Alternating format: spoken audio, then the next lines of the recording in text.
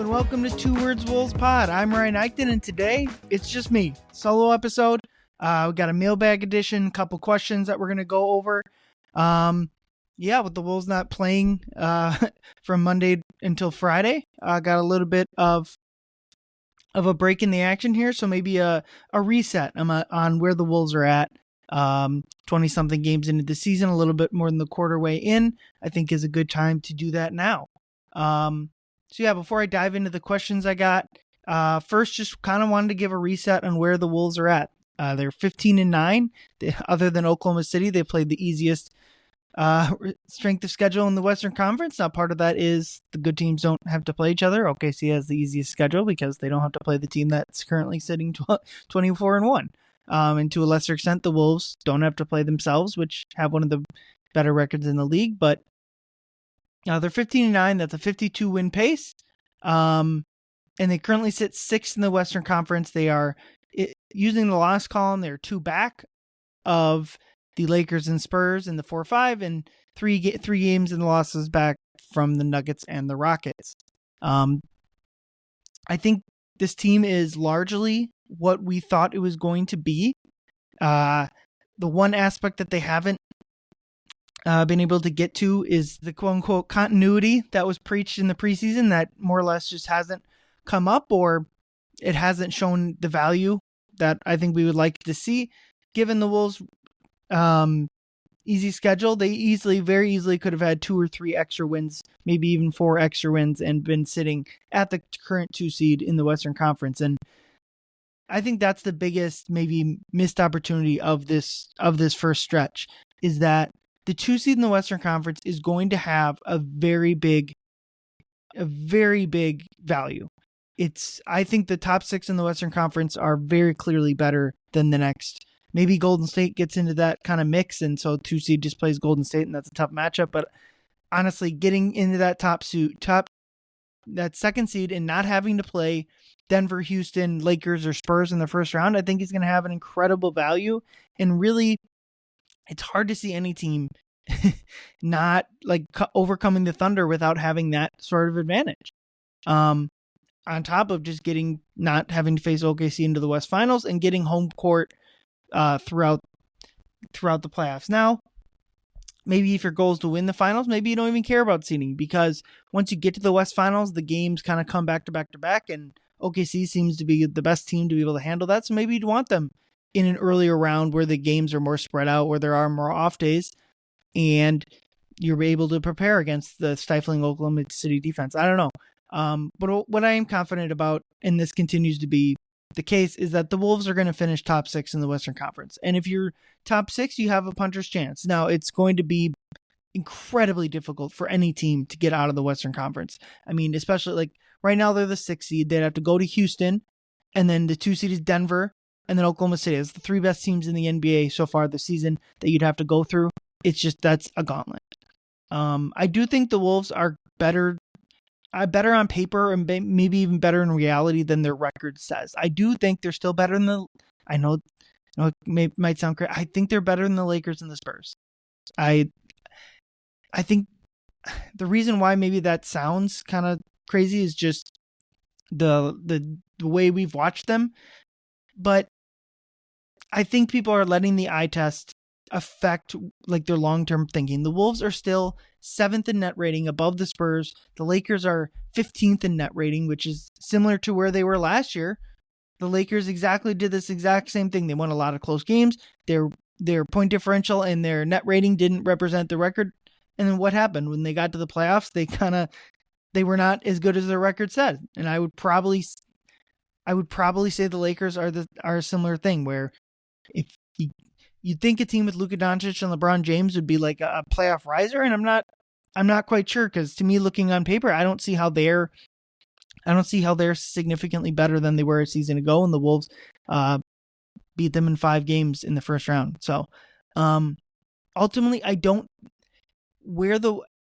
from a regular season standpoint and from a first round postseason standpoint, I don't think much has changed for the Wolves. I think it's where it was. Now, what has happened is the widening between the Wolves and the top seeds. I think Houston has passed them up, where I think after the Fred VanVleet injury, I probably would have said the Wolves are better than Houston, at least through 25 games, 24 games of the season. That hasn't been the case. Denver was clearly the second best team in the NBA to me. Thought there was a chance that regular season wise, the Wolves could pass them up. Obviously still not impossible, but again, through 20, 25, 26 games, Denver has been better than the Wolves. And then Oklahoma City is not just beating everyone. They are 24-1 with the best 25 game point differential in NBA history. And that is where it's really hard to see where this season is going, because I mean, it's not just that OKC is a juggernaut, but it feels like a lot of the ways that OKC is good are very hurtful to the Wolves. And maybe that's everyone. They're beating up on everyone. They're 24-1. They have a shot to break the wins record, to get the Triple Crown, if we're going to call it that, like the regular season wins, the NBA Cup, and the finals, if that they have a shot at that. Yeah, and so a question I got was, paint a realistic picture of the Wolves beating the Thunder in the playoffs. What does it look like? What I think it looks like is you make everyone else but Shea beat you. Shea's going to get his 30 no matter what. But if you can get the ball out of his hands and hope that they miss, and honestly, that hasn't been a good hope, even when the Wolves did that against Oklahoma City right before Thanksgiving, and Chet knocked down the corner three to put the game away. It's not as simple as the Thunder are playoff tested now. They're not like this young upstart team. They have pretty much everything. I think playing with pace against them is like the only shot, because their defense is so good. You have to get out and run.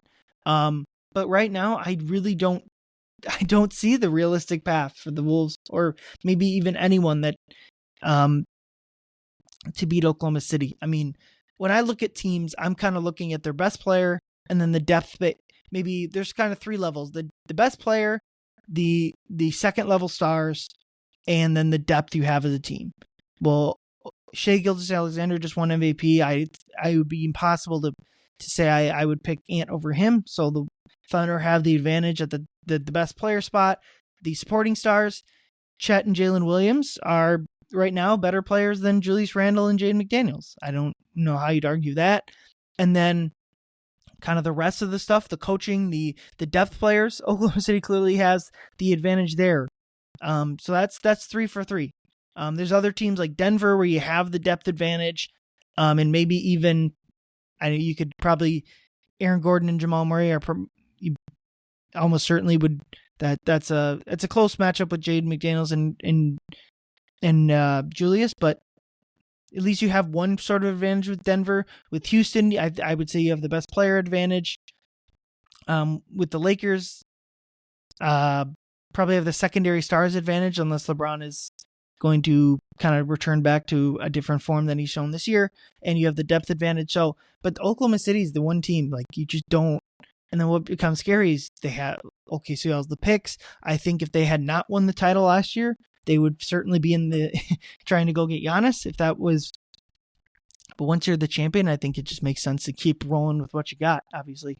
Yeah, to answer what is the realistic path to beating the Thunder, I don't know. I would like to see more of those matchups. Kind of a frustrating part of this season is, and this is just how the NBA works now, is the Wolves haven't played like an even schedule, all stars of the top 5 teams in the Western Conference. They haven't really seen that. They played San Antonio without Wemby. They played the Lakers without Luka once and LeBron twice. They haven't had Houston yet. The 2 Denver games are on the second night of back-to-back. And the only one they've had is the one game against Oklahoma City, and even then they didn't have Jalen Williams. So that's just how the NBA works nowadays, is that unfortunately a lot of teams are healthy. The Wolves are lucky that and it's not just luck, but like that they've been healthy through this entire, really for a while now. They haven't had a major injury in a while, so you knock on wood that continues. But it's impossible not to. I mean, allegedly the goal is to win a championship, and it's not to say that that's the only way that the Wolves come out successful in a season, but that is what they're searching for. And I think as fans, what everyone is searching for is, like, especially like just looking at the landscape of men's sports in Minnesota, is that we just want one. Can we get one from the Wolves? We I mean, what Milwaukee has gone through and kind of the wasteland that awaits them, I think the one title makes it worth it for them and would make it worth it for the Wolves. And at least for this year, I don't know what you do with Oklahoma City. And it's not like it's going to change anytime soon. So that's kind of that's the scary part there. But you look at the Wolves, an abomination. I kind of felt like of a loss to the Suns. No Booker, no Jalen Green, and the Wolves didn't take the game seriously from the start. They were probably ready to go on the big runs that they've put together to beat teams, but then Rudy Gobert gets ejected. So it's kind of double whammy there. But both of those are self-inflicted things. So it's on them to repeat that. But then the same time, Suns team goes and loses by 49 to the Thunder. That's like a 52-point difference between the two teams. And obviously, like, it's not a one-for-one thing. That doesn't mean that the Thunder would beat the Wolves by 52, obviously. But it's just, you'd want the Wolves to play with more consistency, like Oklahoma City does. And I think it's a good representation of where these two teams are at. The Thunder beat a team by 49, just absolutely rolling, and the Wolves struggle to even get themselves up for a game against the Suns. One of those teams has won a title and would have reason to kind of lay off the gas, and the other is the Wolves, who have had playoff success but are still obviously fighting to get over that hill. So that's the frustrating part, is that it just feels the Wolves are a really good basketball team. And even if they were in the Eastern Conference, I think you'd feel really good about their chances to make the finals in a conference that has, I think, more depth than we had originally thought, but doesn't have like the unstoppable forces like OKC, Denver, and to a lesser extent, Houston.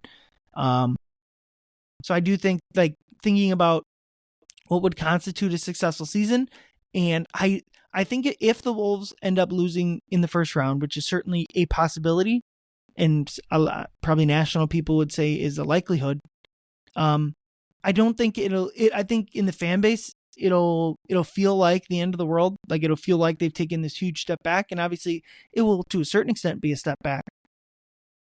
I don't think it should be viewed as, like, really good teams lose in the first round in this conference a lot of the time. I think back to 2015, the defending champion Spurs lost to Chris Paul at the buzzer in Game 7. Obviously, the Wolves get blown out in the first round. That's a lot different. But there's going to be two teams in this Western Conference, at least, that don't make it out of the first round that are really, really good, that easily could have gone on a run in the opposite conference. Or if they had won the series they played in, could have gone on a run. This conference is just loaded. Like I said, OKC, Denver, Houston, Lakers, Spurs, Wolves. That's 6 teams, all of which could easily make the conference finals and would be a Thunder series away from winning the title. And so it's going to be tough, and that's why the regular season is important, because if you can get any sort of advantage over those teams, if you can try to figure out any matchup stuff, if you can get into the top 4 to get home court advantage, the top 2 to get out of OKC's bracket in the playoffs, you got to do it. And so far, the Wolves have not done that. They're kind of pacing where they were last year. And while a lot of ways that's fine, and you look back at, they made the West Finals last year, and maybe you get a similar bracket, but I also think the expectation coming into this year was, through continuity, the Wolves were going to be better than they were a season ago. And I'm not ruling out that possibility, but through 24 games, they just haven't been that. They've been, to me, a very similar team to they were a season ago, a really good team. If they face Houston in the first round, they'll have a 50-50 shot, a 60-40 shot, 40, whatever. They'll have a solid shot. Against Denver, they still have that advantage. So, but like I already mentioned, the OKC juggernaut, I mean, they're 24-1. I've said this with Leo on Monday, that I've been a doubter of this team, but of this Thunder team, but it's like, at this point, there's nothing else to do but be impressed, and they're for real, and they're not going anywhere. And a lot, if the Wolves are going to try to win a title during this OKC era, they're going to have to try to figure out a way to beat this team. Because last year in the playoffs, they weren't particularly close. Next question. If you're Tim Connelly, when would you quit on Rob Dillingham and try to reclaim any value while he's still young and on a rookie contract?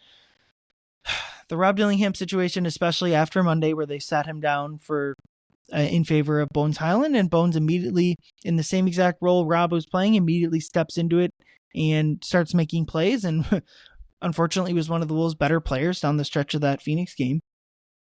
It's going to be something that they should look at this deadline, whether they should that if Rob would make sense for both team and player if there was a separation there. My question would be like, what is his value?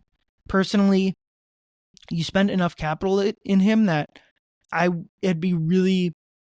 almost be impressed with the Wolves if they were willing to admit their mistake and move on to him for out any value. Obviously, if you get, it's really impossible to think that they'd be able to get like a first round pick for Rob. That seems, but even if you're able to get like a solid, like a backup point guard type or a starting point guard type for $6 to $8 million, whoever that player ends up being, that it'd be a huge admission of the swing and a miss of Rob Dillingham. And obviously they traded for him in a very different, they were up against the second apron over it before making the Cat trade, and the Rob acquisition was done before the Cat trade, and I would guess that they wouldn't have done the trade after it. Obviously they controlled the Cat trade, so it's not a total excuse for them, but the Dillingham situation is interesting, and I kind of on the spectrum of the Wolves are doing him wrong and it's all Rob's fault. I lean closer to that second part of it's on Rob Dillingham. It's mostly on Rob Dillingham to, when he gets minutes, gets a role, to thrive in it. The Wolves can do a better job finding spots, and I do think pulling him from the rotation is better than giving him 5 minutes a night or whatever it was. Unless you have 15 to 20 minutes consistently for him, for any player, I don't think you're doing them any favors. Probably applies to Terrence Shannon as well. It's just if they do end up moving on from Rob, it's a big swing and a miss. And for a team that, with their picks out the door, don't have a lot of them. They don't have a lot of swing and misses. I've kind of always said I think this team is one big trade away from really being like a top tier. Like, they still need that one big trade. And without the pick that they sent out for Rob, that's just less ammo that they have. Thinking about Giannis, I don't, obviously they wouldn't be in the play for Giannis, even if they did have that Rob pick, but without it, it's just like, they can offer Jaden and Julius, and if for whatever reason the Bucks wanted to continue trying to win, that would be an option for them. But it's just like, whatever big trade, the Wolves right this second don't have picks, and instead of having 2 this offseason, they only have 1, which is their 2033 pick, which, as you saw what Denver did with basically their version of that pick, they were able to completely dig themselves out of a salary cap situation. And the Wolves aren't quite as much up against the monetary factor as much as they were, but you could take that pick and trade out one of your rotation players and completely upgrade that player using that pick. That's something they could do, but they would have been able to include 2 picks before the Rob trade. And so if Rob just ends up being a nothing for your organization, that's Tim Connelly's done an amazing job since he's got here, but that would be the one mistake I think that he's made in his time with the Wolves. For me personally, though, moving on from Rob, I don't know. It's hard to answer because we're not in that rooms. We're not in the practices.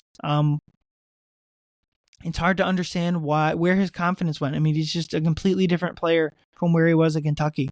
And my question would be like, he doesn't seem suited for the low minute role, the off-ball role in a lot of ways that he's suited for. And my question for that would be like, then I'm not sure he's an NBA player, because at his size and what we've seen from him, albeit at a young age, I don't see the path for him being a quality on-ball 20-minute-a-night guy.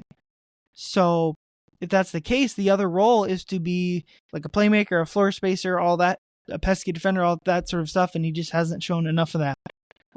So if they see a path to getting him to rotation player status, then I would certainly hold on to him, because you got to imagine his value is slim to none. But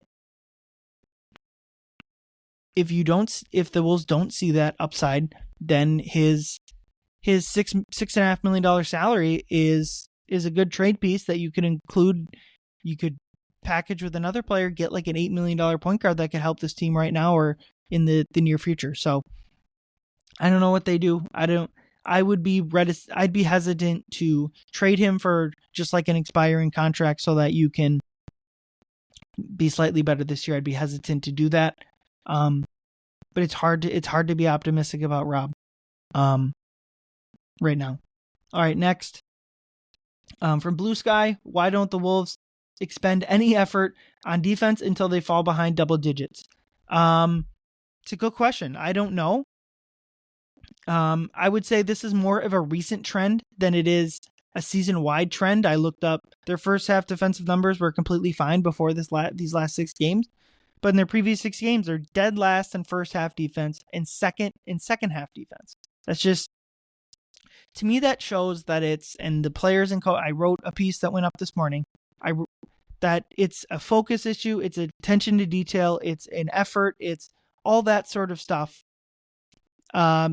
Chris Finch said before the 2 New Orleans games that unfortunately the team can kind of get bored sometimes. After the New Orleans games, Nas Reed pointed out that they play down to the level of their opponent.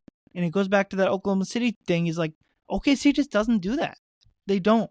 And I get that if you try to compare the Wolves to Oklahoma City, you're going to just always come up like we're not good enough. And that maybe every team will do that, and OKC will just run through this league for a while. But it can't be this stark. We can't have the Wolves can't have the worst first half defense in the NBA, and I get it's a 6-game stretch, so projecting forward based off a split of a 6-game stretch is not necessarily worthwhile. But I think it just goes to show their mentality coming into these games, mostly against lesser opponents, are not in the right spot. Julie said this after the Phoenix game. They're like easing themselves into the game. And to a certain extent, that's always going to happen. But so few games. I think back to the game 3 against Oklahoma City at home, where the Wolves defense just came out on fire, and they won the game by 50. But like Ant was connected, they were doing everything they needed to do. It reminded you of the season 2 years ago where they were first in defense. And then game 4, that was all gone. They were back to playing the way that they had all series, and they end up losing game 4, and then that's basically the end of the series from there. I think they have to find more of like a defensive consistency from night to night, from quarter to quarter. That has to be the way that this team plays. And right now they are 13th in defense. That's just not, for a team that has Rudy Gobert on it, that is just not nearly good enough. If the Wolves are going to win a playoff series even, that's got to be in the top 10. The offense is 8th, which is solid. It was higher than that. It was in the top 5 for much of the season. I do think that they're just in a lull, that they can get back to like 5th offense, 10th defense, and now you're looking at a team that can win. But the inconsistency of this team is it's not going to lead anywhere good. We saw that last year. They were inconsistent last year, and they weren't able to, by the West Finals, once they faced a team that was better than them, they weren't able to muster up that consistency. They had it for one game of that Oklahoma City series, and then it was gone. And I think, and this is what they said preseason, is like those habits need to start now. They need to start in the regular season. You got to build that consistency. The way you're going to play on defense has to be there most nights in the regular season, so that when you get to the playoffs, it's not something there's no flip the switch here. You don't have LeBron, Wade, and Bosh that you can just kind of flip the switch, or the LeBron Cleveland teams. Like that's not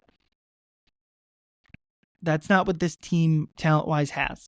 So, you're back to your question. Why don't they play? I don't know. From what they're saying, it's a mentality thing. It's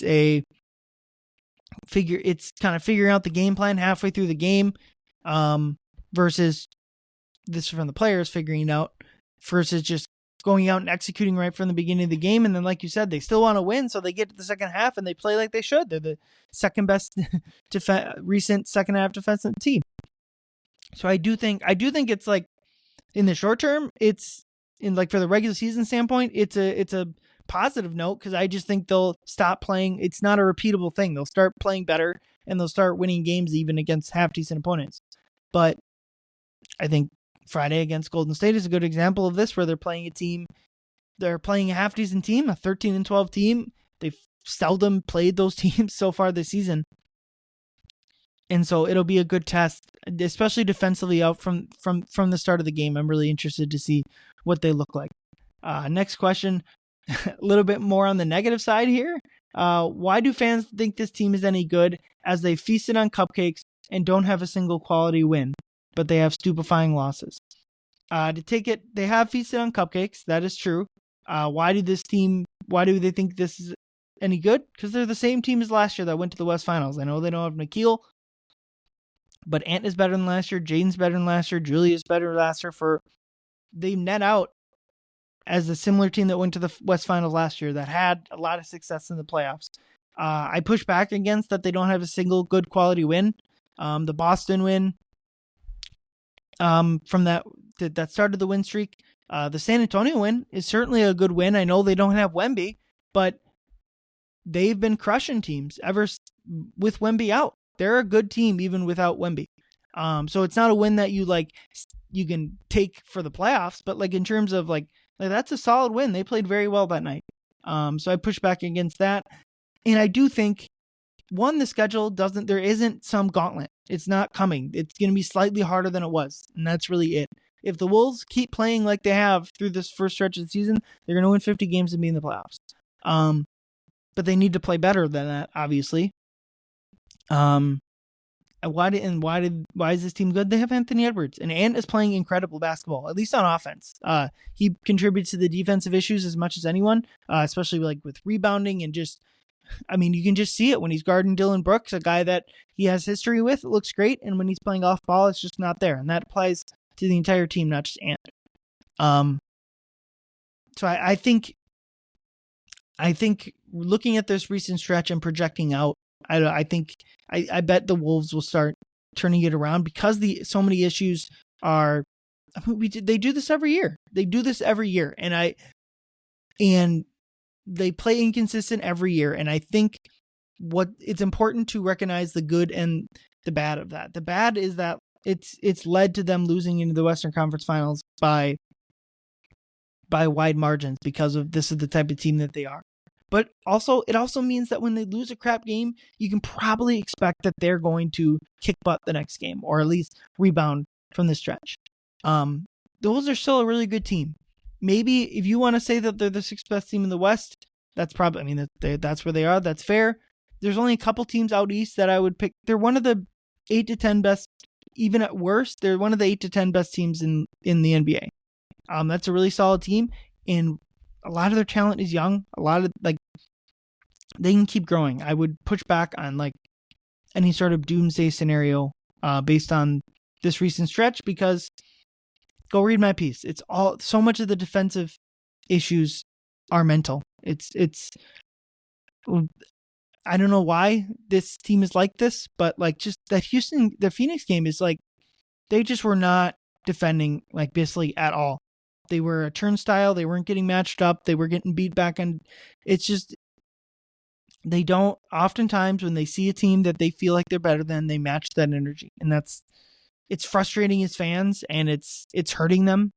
But it also, I don't think when you project on, can they beat Houston? I don't think that those games are at all useful.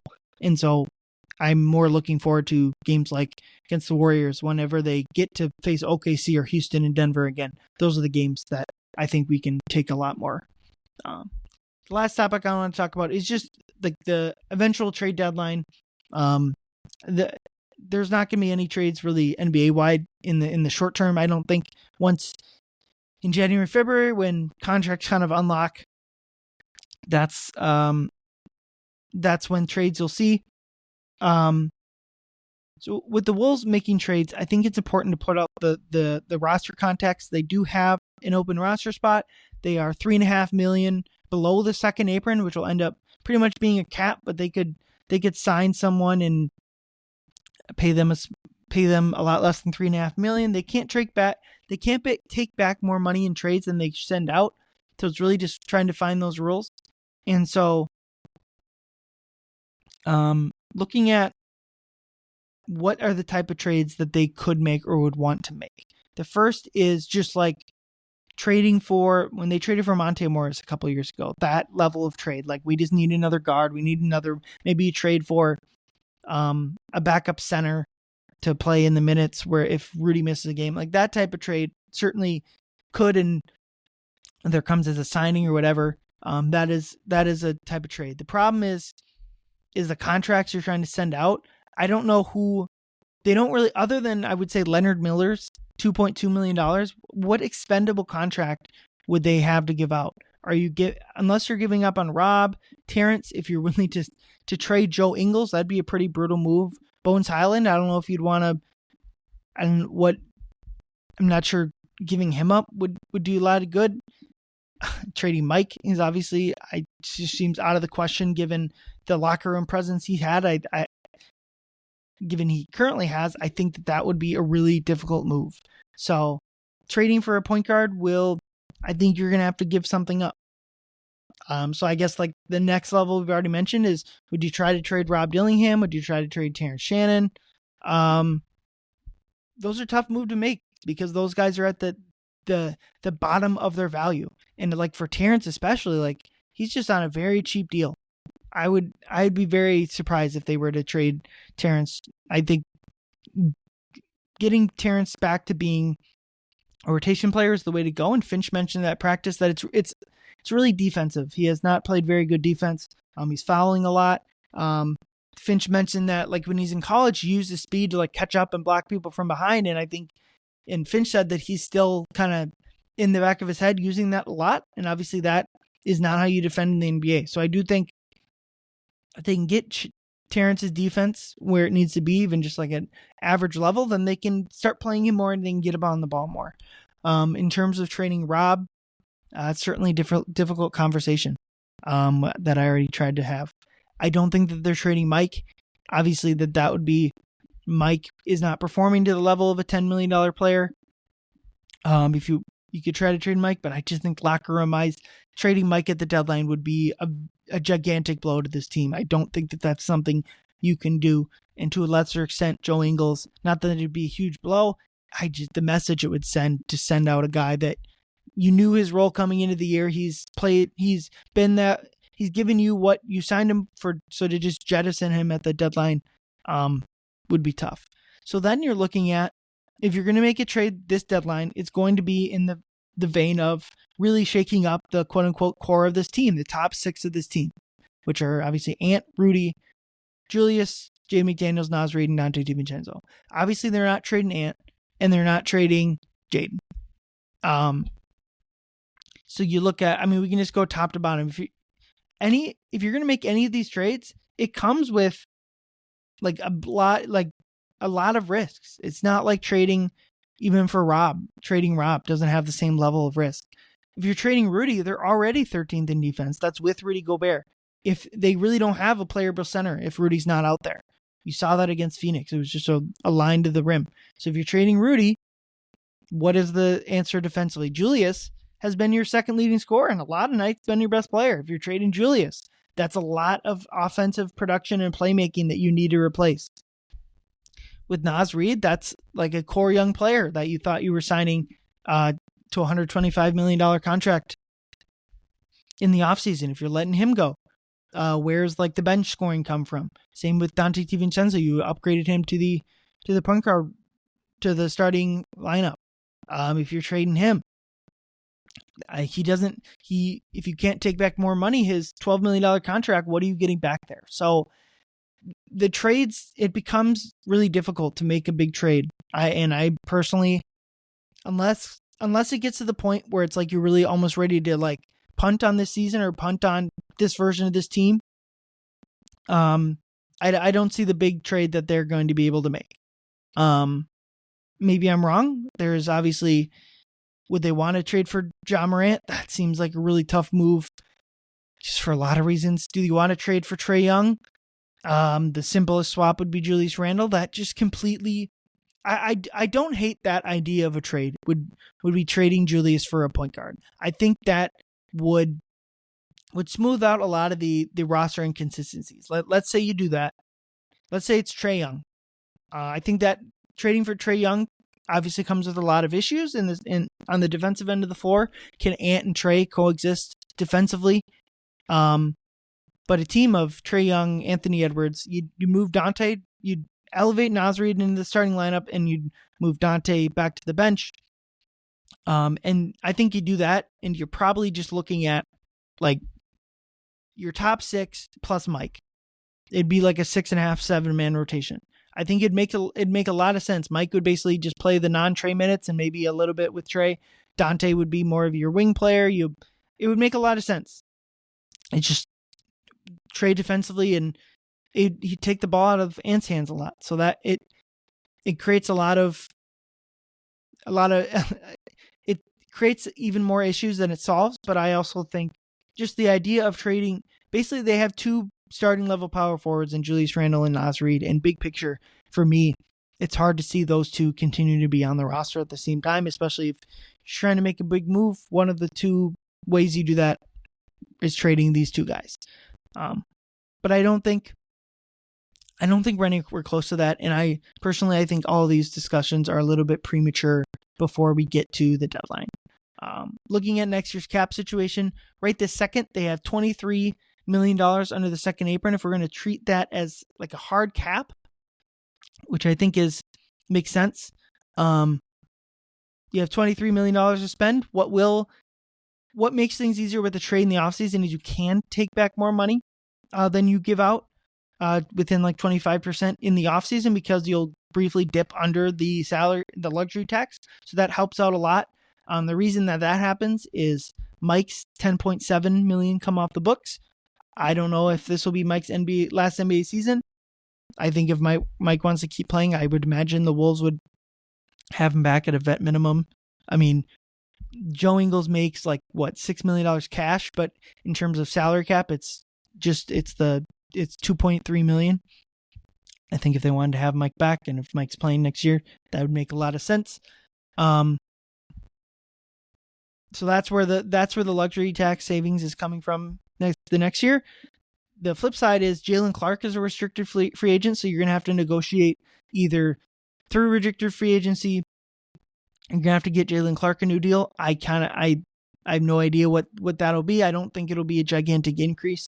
And I think the Wolves will be motivated to make sure Jalen Clark is on a really solid contract. But if this offseason, even if the Wolves don't make a huge move, I think next year's team will be better than this year's, because they'll have $20 million to spend, basically. And they can't spend it in free agency, but they can upgrade via trade. They can sign a mid-level player, stay under the first or second apron, and go from there. So the depth issues they have now, if those continue, they will be able to replenish.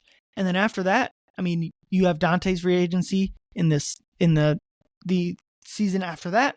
So that'd be something that you could try to work out an extension. Far more premature to talk about that now. But for now, this is the team that they got, and I would guess that they roll with it the rest of the year and see where they're at in the offseason, but it's also premature.